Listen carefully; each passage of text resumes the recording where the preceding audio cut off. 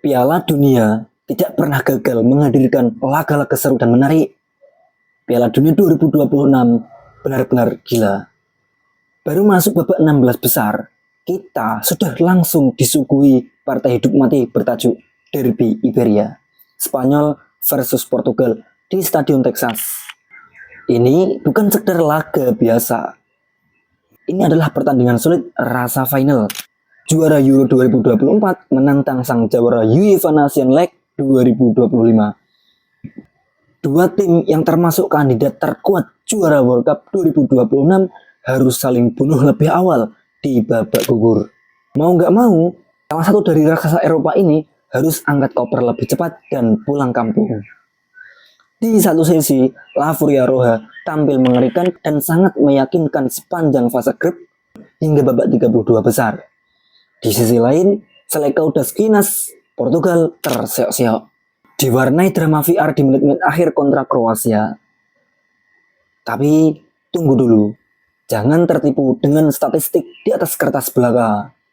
Banyak yang bilang, Spanyol diunggulkan karena permainan terbuka mereka. Tapi, bagi saya, ini adalah panggungnya Cristiano Ronaldo. Ini adalah tahunnya Portugal. Pertandingan sekrusial ini tidak hanya ditentukan oleh keindahan taktik, melainkan oleh mental baja, detail kecil, dan faktor keberuntungan. Dan disinilah Portugal punya segalanya untuk menyingkirkan Spanyol. Sebelum kita bedah taktik dan kedalaman skuad, mari kita tengok dulu modal sejarah kedua tim. Ingat pertemuan terakhir mereka di level kompetitif. Ya, final UEFA Nations League pada Juni 2025 lalu.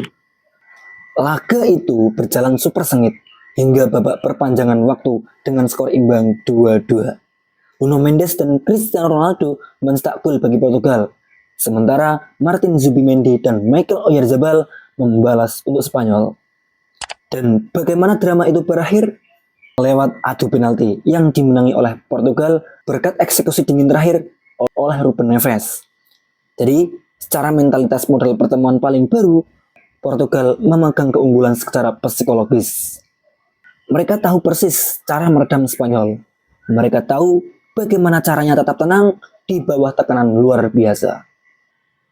Memang kita harus akui, skuad asuhan Luis de la Fuente datang ke Amerika Serikat kali ini dengan status juara Eropa 2024. Performa kolektif mereka di turnamen Piala Dunia 2026 ini terlihat jauh lebih matang dan mengalir. Rekor pertemuan historis kedua tim juga selalu menyajikan laga ketat dan minim gol di waktu normal. Pertanyaannya, siapa yang paling siap di laga hidup mati ini? Spanyol mungkin punya kolektivitas, tapi Portugal punya kesiapan DNA juara yang lebih siap dengan progres pencapaian trofi Portugal. Sekarang, mari kita bedah kekuatan tim nasional Spanyol. Skuad Matador era ini tidak lagi memainkan penguasaan bola yang membosankan. Tiki-taka mereka jauh lebih efektif, vertikal, dan mematikan. Fondasi lini tengah mereka juga luar biasa mewah, sekaligus kreatif. Ada Rodri sebagai jenderal pembagi arus, sekaligus pemutus serangan. Ditemani kreator Schallenberg Pedri yang ahli mengatur tempo. Plus opsi tandem mewah seperti Dani Olmo, Fabian Ruiz, hingga Gavi. Dan senjata utama yang paling disorot dari Spanyol saat ini tidak lain adalah sang baby goat Lamine Yamal. Dengan umpan-umpan manja, tusukan diagonal dari sisi kanan, dan kecepatan transisinya, Yamal diprediksi akan menjadi mimpi buruk nyata bagi pertahanan Portugal. Jangan lupakan juga lini belakang mereka yang dikomandoi Mike Cucurella. Dia selalu tampil maksimal, Spartan, disiplin dalam bertahan, dan sangat aktif membantu serangan di sisi kiri bersama Alex Baena ataupun Nico Williams. Dengan stabilitas ini, Spanyol memang pantas diunggulkan secara permainan terbuka. Aliran bola mereka rapi, dan penyelesaian akhir mereka juga mematikan.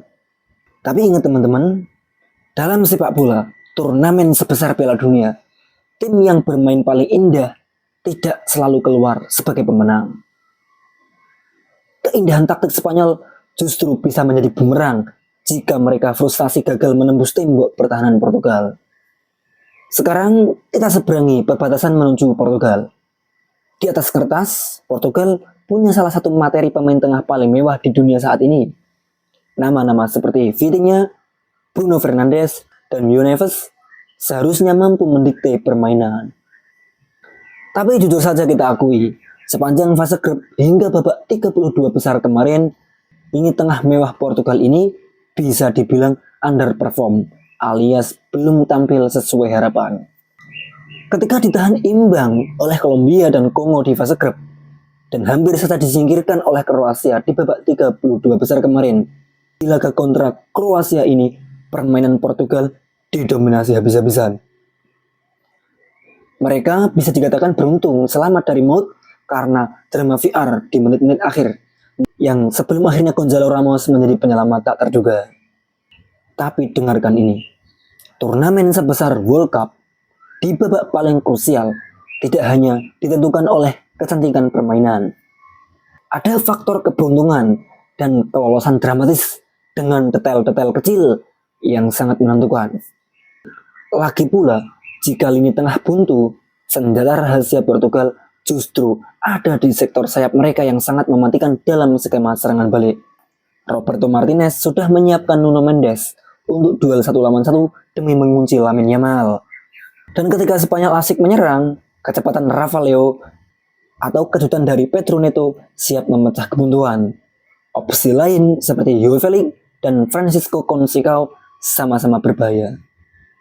Ketika semua fokus bek Spanyol tertuju pada Cristiano Ronaldo di kotak penalti, para winger cepat ini yang akan menghukum kelengahan koordinasi pertahanan Spanyol.